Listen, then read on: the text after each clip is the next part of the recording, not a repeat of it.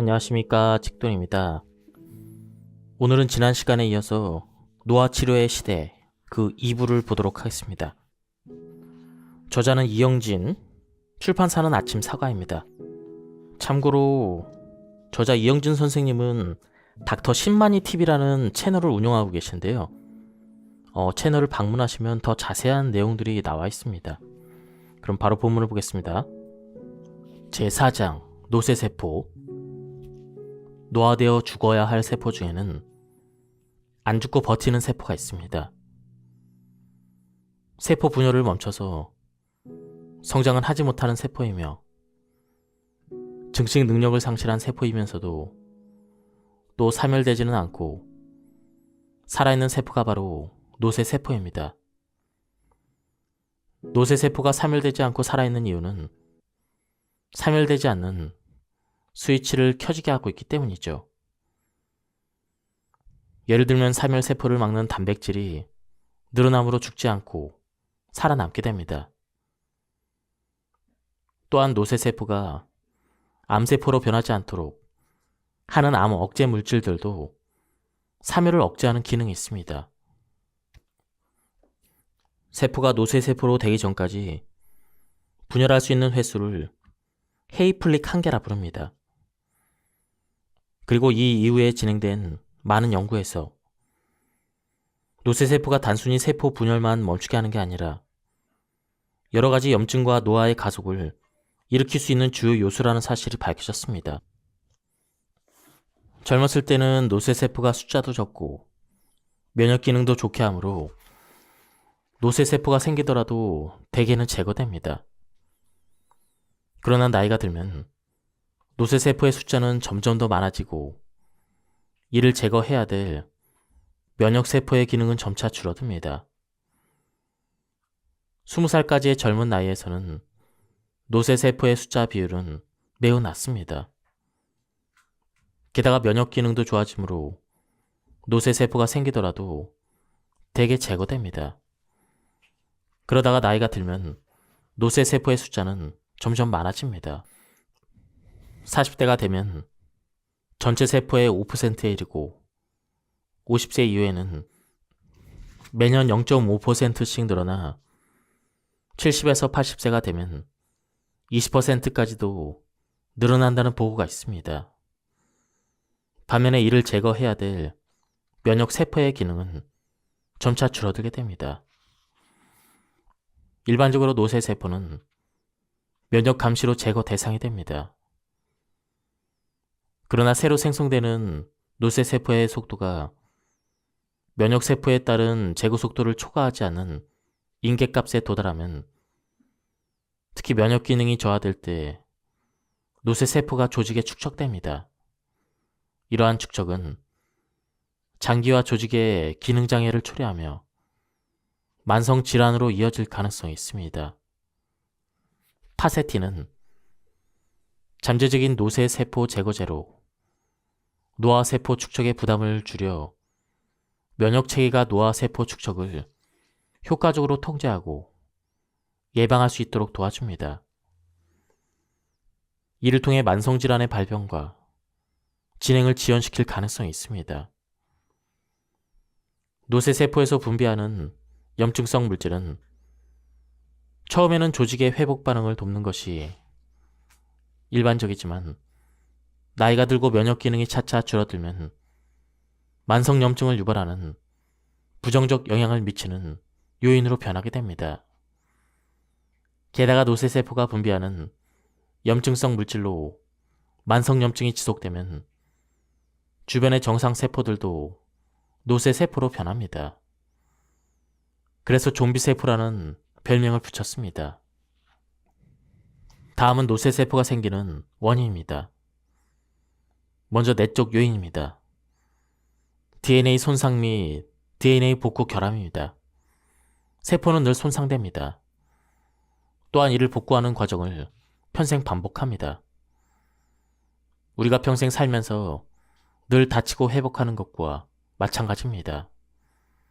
특히 DNA의 손상은 세포의 건강을 결정짓는 중요한 요인입니다. 손상이 많아지면 세포는 손상을 감지하고 더 이상 분열하지 않으려는 상태로 전환되므로 노쇠세포가 됩니다. 또한 손상이 적더라도 DNA 복구가 실패했을 때도 노쇠세포가 생성됩니다. 텔로미어 길이 변화 또는 손상. 나이가 들어 길이가 짧아지거나 길이가 짧지 않더라도 손상이 축적된 세포는 노쇠세포가 됩니다. 암 유전자의 활성화. 암 유전자가 비정상적으로 활성화되면 세포의 노쇠화로 이어질 수가 있습니다. 이는 암의 초기 단계와도 연관이 있으며 노쇠세포의 축적을 가속합니다. 후속 유전적인 변화. DNA 유전자 자체는 변하지 않지만 생활습관이나 환경 요인으로 특정 유전자가 켜지거나 꺼지는 것을 말합니다. 예를 들면 나쁜 생활습관이나 오염된 환경에 오래 노출되면 특정 DNA에 메틸기가 추가되어서 원래 DNA 기능이 바뀌게 됩니다. 이러한 변화는 세포의 기능을 크게 변화시킬 수 있으며 세포가 노쇠해지는 결과를 초래할 수가 있습니다. 산화 스트레스 및 미토콘드리아 기능 저하. 나이가 들면서 미토콘드리아의 기능이 줄어들면 에너지가 덜 만들어지므로 신체 기능이 떨어지고 산화 스트레스가 늘어납니다. 늘어난 산화 스트레스는 세포의 노쇠를 촉진하는 주요 요인 중 하나로 꼽힙니다. 산화 스트레스 지수를 낮추는 항산화 물질이 항노화 기능을 하는 이유는 이것 때문입니다. 만성염증. 노쇠세포는 염증성 분비물을 분비하여 주변의 건강한 세포들까지 노쇠 상태로 만듭니다. 실제로 만성염증이 지속되는 사람에게 노쇠세포가 더 많이 생깁니다. 다음은 외적인 요인입니다. 흡연과 환경오염과 독소, 그리고 과도한 열량 섭취와 고혈당 비만. 고혈당 식단은 대사 스트레스를 유발하며 고혈당과 비만까지 생기면 노쇠세포의 생성 속도가 더욱더 빨라집니다. 열량을 적게 섭취하는 소식이 건강 수명을 연장하는 것도 노쇠세포의 생성과 축적을 억제하기 때문입니다. 바이러스 감염. 세포의 유전자 안정성을 훼손하거나 염증 반응을 유도하여 노쇠세포의 형성을 가속화합니다. 대표적인 바이러스는 면역 결핍 바이러스와 헤르페스 바이러스입니다. 자외선과 방사선 노출, 그리고 운동 부족과 자식 생활, 이러한 요인들입니다. 하지만 노쇠세포는 이로울 때도 있습니다. 손상된 세포가 노쇠세포로 전환되면 손상이 퍼지지 않고 국소화되어서 조직의 재생과 치유를 돕습니다. 또 암으로 발전하지 않도록 막아주죠. 이는 일종의 생존 메커니즘으로 손상된 세포가 무분별하게 증식하며 암세포로 발전하는 것을 방지하는 중요한 역할을 합니다. 노쇠세포가 면역세포를 유인하여 자신을 제거하도록 돕는 항암 기전으로 진화한 것으로 여겨지죠. 첫 번째 기능으로는 암 예방을 가능하게 합니다. 세포 DNA가 돌연변이 또는 손상되면 암세포로 변할 가능성이 큽니다. 이런 경우에 세포의 성장을 멈추게 하여 노쇠세포로 전환시키면 해당 세포가 암세포로 바뀌는 것을 막을 수가 있습니다. 즉, 노쇠세포는 생존을 위해 암 발생을 억제하는 방어 메커니즘 장치인 셈이죠. DNA가 암세포가 되기 전에 노쇠 상태로 들어가서 세포의 주기를 멈추게 함으로써 종양 형성을 방지할 수가 있습니다. 이는 암 예방에서 매우 중요한 방어 기전으로 작용합니다. 둘째, 조직 재생과 상처 치유에 이바지합니다. 2013년 연구에 따르면 노쇠세포는 조직의 회복 초기 단계에서 중요한 역할을 한다고 밝혀졌습니다. 손상된 조직을 신속히 제거하고 면역 시스템을 활성화해서 치유 과정을 촉진하는 것이죠.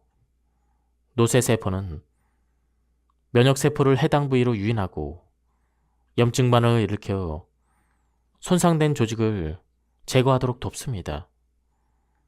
이러한 과정은 특히 피부나 간에 중요한 이런 장기에서 재생이 필요할 때 중요한 역할을 하죠. 이 경우 노쇠세포에서는 염증성 사이토카인을 분비하여 면역세포들이 모여들게 하며 성장인자도 분비하며 손상된 조직의 재생을 돕습니다. 이러한 노쇠세포는 일정 시간이 지나면 면역세포가 제거하며 그동안 손상된 부위의 회복을 촉진하는 역할을 합니다. 다음은 노쇠세포 제거 효과가 있는 생활 습관들입니다. 노쇠세포를 제거하는데 좋은 생활 습관들도 매우 중요합니다. 일주일에서 3회에서 5회 유산소 운동, 일주일에 3회에서 5회, 회당 30분에서 60분의 유산소 운동은 세포가 노쇠 상태로 전환되는 것을 방지합니다. 여러 임상 연구에서는 규칙적인 유산소 운동을 5개월에서 3개월 시행한 결과 노쇠한 면역세포에서 증가하는 단백질인 P16 수치가 30% 감소했습니다. 또한 고령의 과체중 여성의 넓적다리의 지방 조직 내에서 노화세포 수가 줄어들었습니다. 그 다음으로는 충분한 수면입니다. 충분한 수면은 만성염증을 줄이고 노쇠세포 축적을 예방합니다. 한 연구에서는 하루 6시간 미만으로 수면을 취한 그룹이 7시간에서 8시간 충분히 잔 그룹보다 염증 반응 수치가 평균 25% 높게 나왔습니다. 이는 수면 부족이 노쇠세포의 축적에 직접적인 영향을 미칠 수 있음을 시사합니다. 특히 노인에게서는 수면 부족이 단 하루만 지속되어도 혈액 속 노쇠세포에서 증가하는 단백질의 수치, 좀비세포가 분비하는 물질이 늘어납니다. 장기간 불면증이 있는 여성의 혈액에는 충분한 수면을 하는 여성보다 노화된 면역세포가 많았습니다. 다음은 체중 관리입니다. 과체중과 비만은 노쇠세포 축적의 주요 요인 중 하나입니다. BMI 지수가 25 이상인 과체중 그룹에서는 노쇠세포 축적 시에 증가하는 단백질 지표가 정상 체중 그룹보다 40% 더 높게 나타났죠. 체중 관리는 노쇠세포 축적을 막는데 매우 중요한 역할을 합니다. 다음은 스트레스 관리입니다. 만성 스트레스는 노쇠세포와 염증 수준을 증가시킵니다. 연구에 따르면 만성 스트레스를 효과적으로 관리하지 않으면 노쇠세포 관련 지표와 염증 수준이 20% 이상 증가할 수가 있습니다. 명상이나 요가, 심호흡 등 스트레스 관리 기법은 이를 완화하는 데 도움을 줍니다. 다음은 노쇠세포 제거 효과가 있는 생활 습관들입니다. 먼저 열량 제한입니다. 흔히 소식이라 불리는 열량 제한은 균형된 영양소는 유지하면서 최소한의 열량을 섭취하는 식사입니다. 동물 실험에서는 이미 오래전부터 노화를 늦추고 수명을 연장하는 것이 증명되었으며 인간을 대상으로 한 임상에서도 노화세포의 수를 줄일 수 있음을 보여주었습니다. 열량 제한 시기를 구체적으로 실천하기 위한 식사법 중에서 노쇠세포 제거에 효과가 있는 그 방법은 간헐적 단식과 케톤 식이법입니다. 간헐적 단식은 세포가 스스로 노폐물을 처리하는 자가포식 과정을 활성화해서 노쇠세포를 제거합니다. 자가포식은 다음 장에서 별도로 자세히 설명하겠습니다.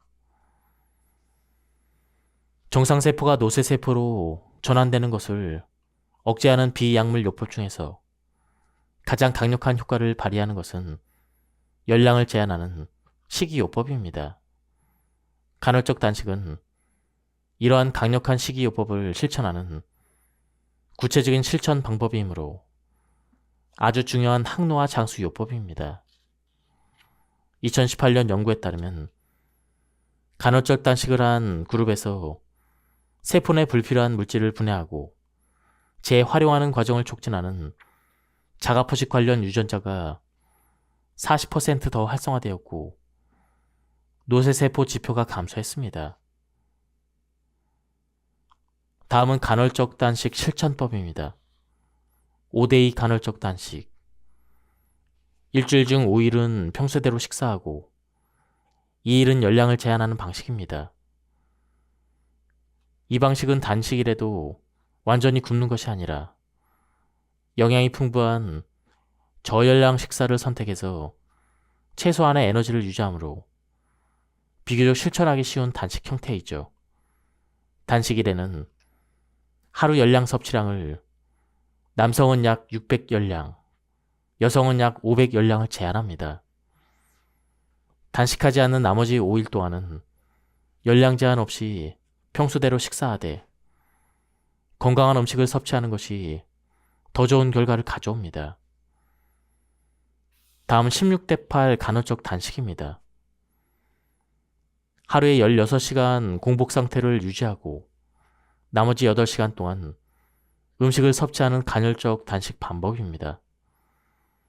비교적 단순하고 실천하기 쉬워서 초보자부터 전문가까지 폭넓게 선호하는 방식입니다.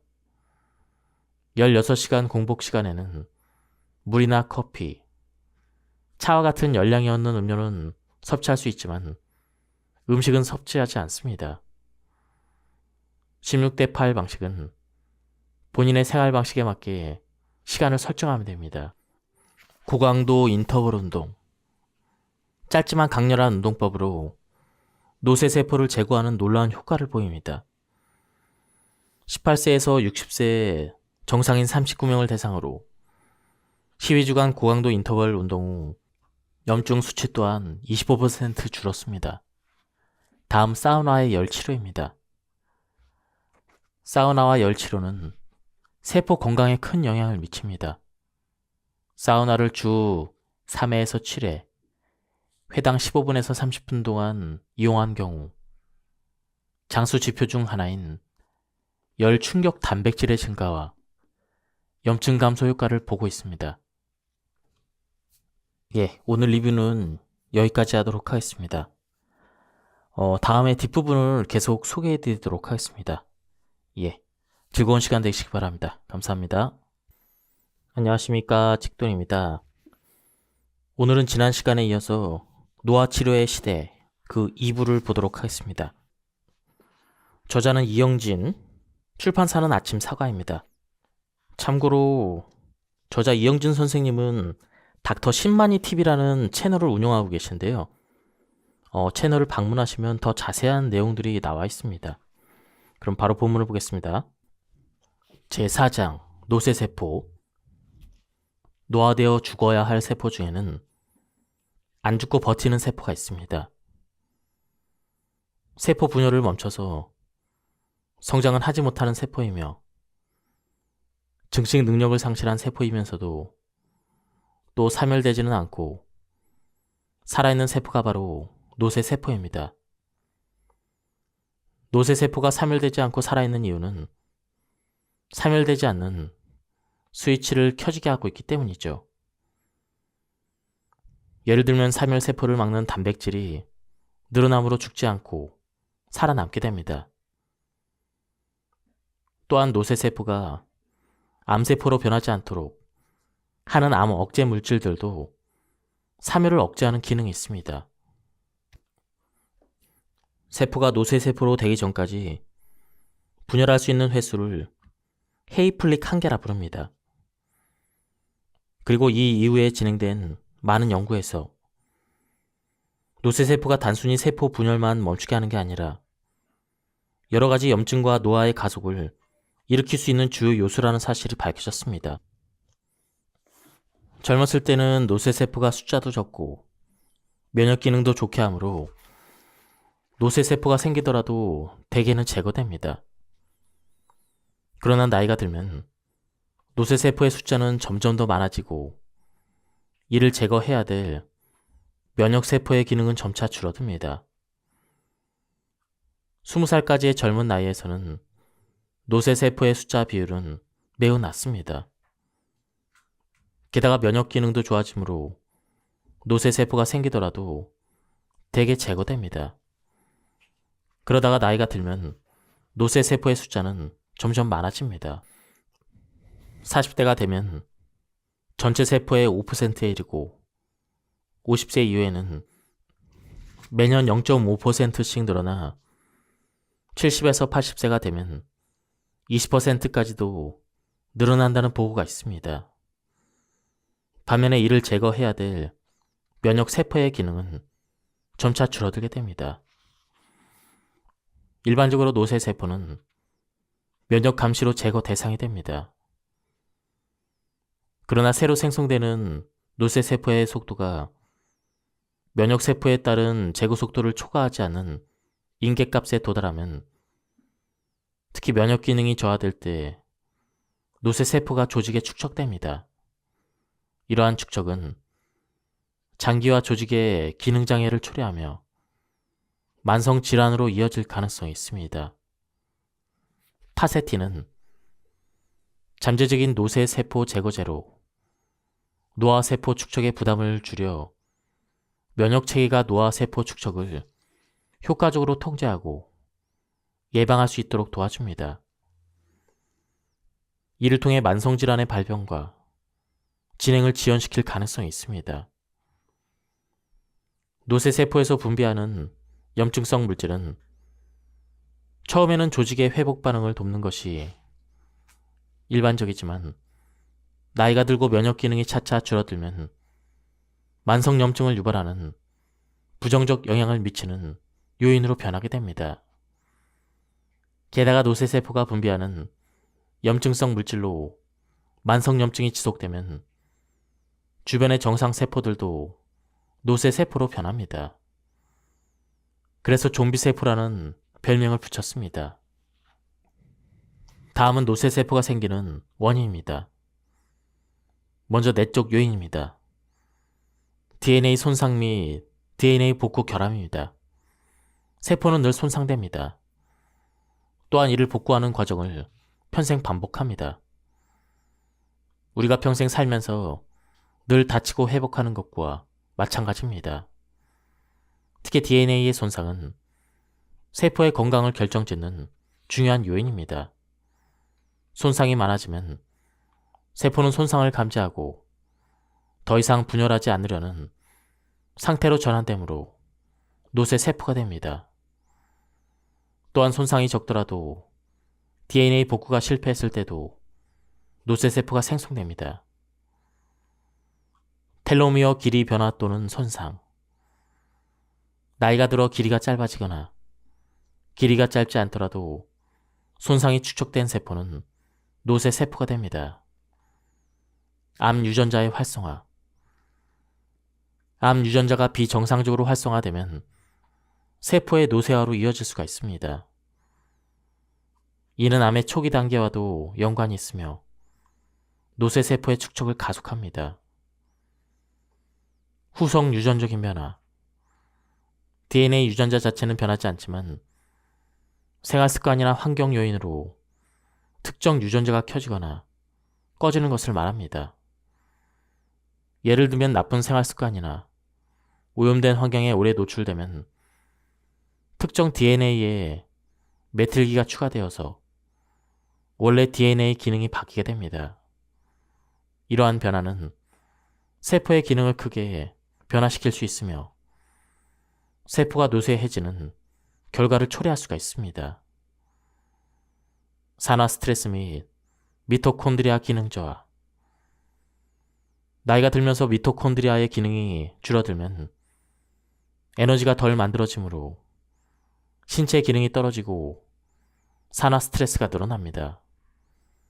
늘어난 산화 스트레스는 세포의 노쇠를 촉진하는 주요 요인 중 하나로 꼽힙니다. 산화 스트레스 지수를 낮추는 항산화 물질이 항노화 기능을 하는 이유는 이것 때문입니다. 만성염증. 노쇠 세포는 염증성 분비물을 분비하여 주변의 건강한 세포들까지 노쇠 상태로 만듭니다. 실제로 만성염증이 지속되는 사람에게 노쇠 세포가 더 많이 생깁니다. 다음은 외적인 요인입니다. 흡연과 환경오염과 독소, 그리고 과도한 열량 섭취와 고혈당 비만. 고혈당 식단은 대사 스트레스를 유발하며 고혈당과 비만까지 생기면 노쇠 세포의 생성 속도가 더욱더 빨라집니다. 열량을 적게 섭취하는 소식이 건강 수명을 연장하는 것도 노쇠 세포의 생성과 축적을 억제하기 때문입니다. 바이러스 감염.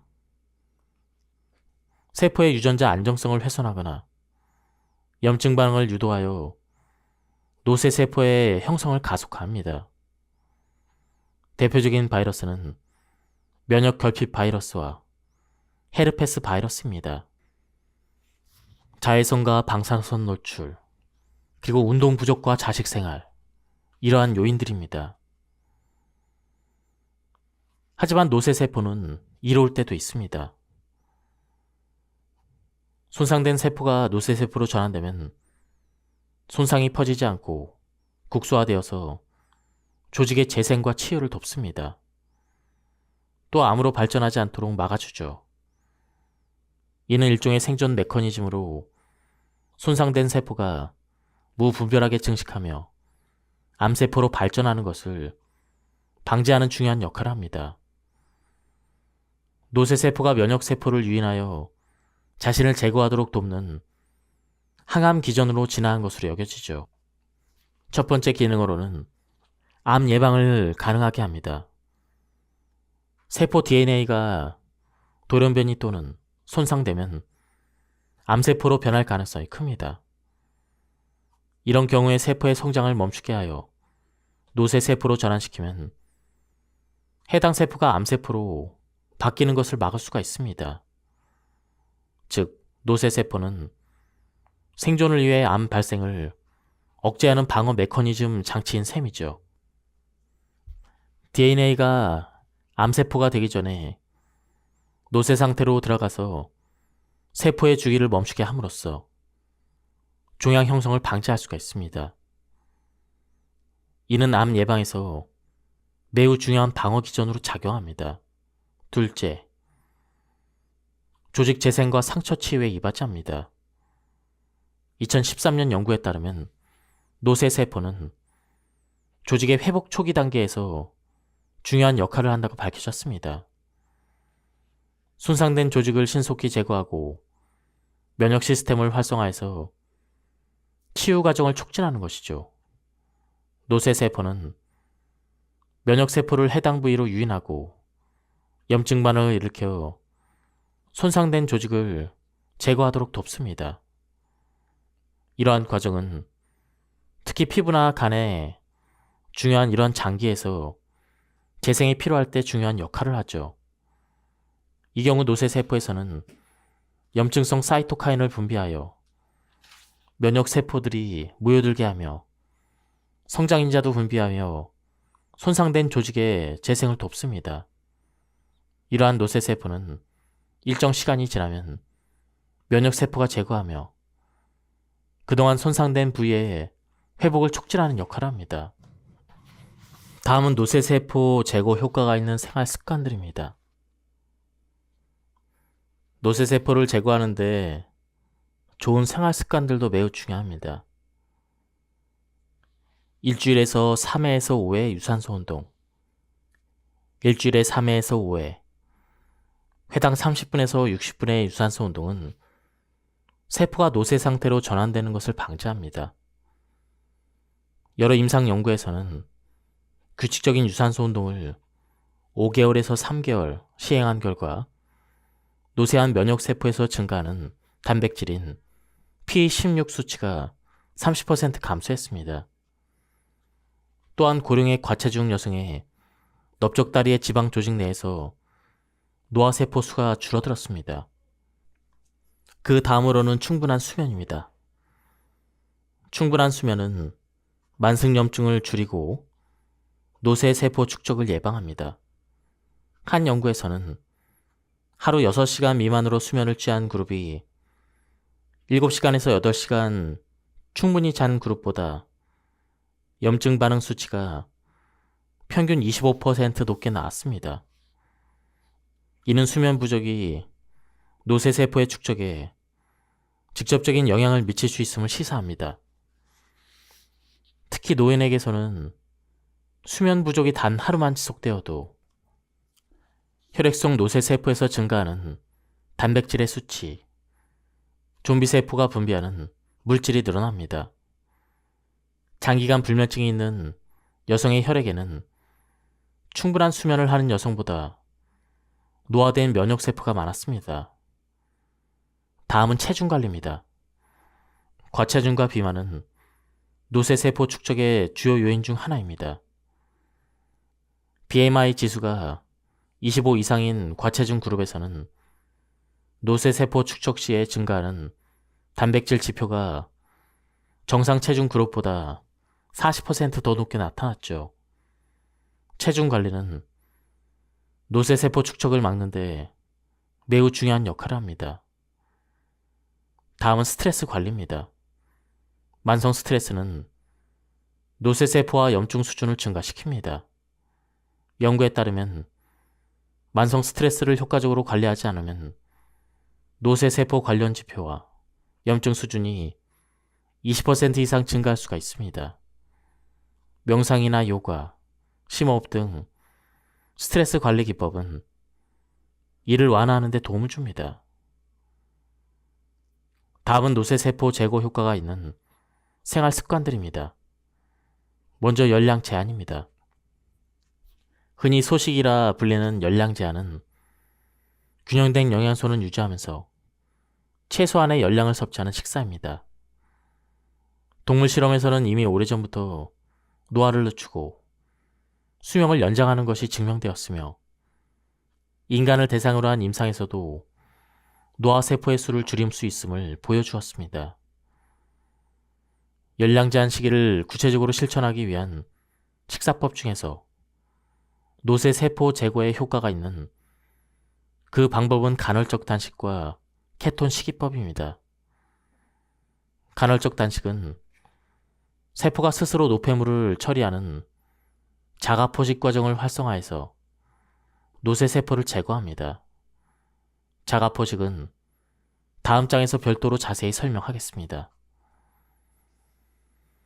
정상세포가 노쇠세포로 전환되는 것을 억제하는 비약물 요법 중에서 가장 강력한 효과를 발휘하는 것은 열량을 제한하는 식이요법입니다. 간헐적 단식은 이러한 강력한 식이요법을 실천하는 구체적인 실천 방법이므로 아주 중요한 항노화 장수 요법입니다.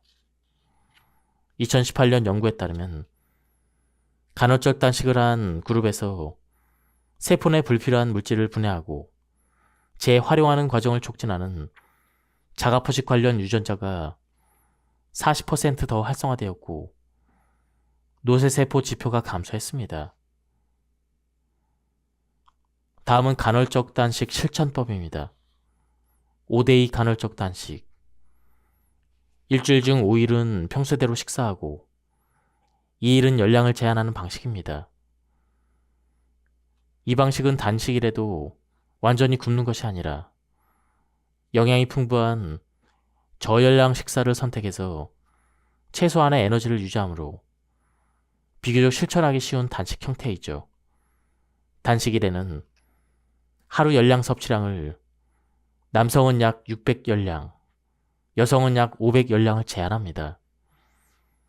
단식하지 않는 나머지 5일 동안은 열량 제한 없이 평소대로 식사하되 건강한 음식을 섭취하는 것이 더 좋은 결과를 가져옵니다. 다음은 16대8 간헐적 단식입니다. 하루에 16시간 공복 상태를 유지하고 나머지 8시간 동안 음식을 섭취하는 간헐적 단식 방법입니다. 비교적 단순하고 실천하기 쉬워서 초보자부터 전문가까지 폭넓게 선호하는 방식입니다. 16시간 공복 시간에는 물이나 커피, 차와 같은 열량이 없는 음료는 섭취할 수 있지만 음식은 섭취하지 않습니다. 16대8 방식은 본인의 생활 방식에 맞게 시간을 설정하면 됩니다. 고강도 인터벌 운동, 짧지만 강렬한 운동법으로 노쇠세포를 제거하는 놀라운 효과를 보입니다. 18세에서 60세의 정상인 39명을 대상으로 12주간 고강도 인터벌 운동 후 염증 수치 또한 25% 줄었습니다. 다음 사우나의 열 치료입니다. 사우나와 열 치료는 세포 건강에 큰 영향을 미칩니다. 사우나를 주 3회에서 7회, 회당 15분에서 30분 동안 이용한 경우 장수 지표 중 하나인 열 충격 단백질의 증가와 염증 감소 효과를 보고 있습니다. 오늘 리뷰는 여기까지 하도록 하겠습니다. 다음에 뒷부분을 계속 소개해 드리도록 하겠습니다. 즐거운 시간 되시기 바랍니다. 감사합니다.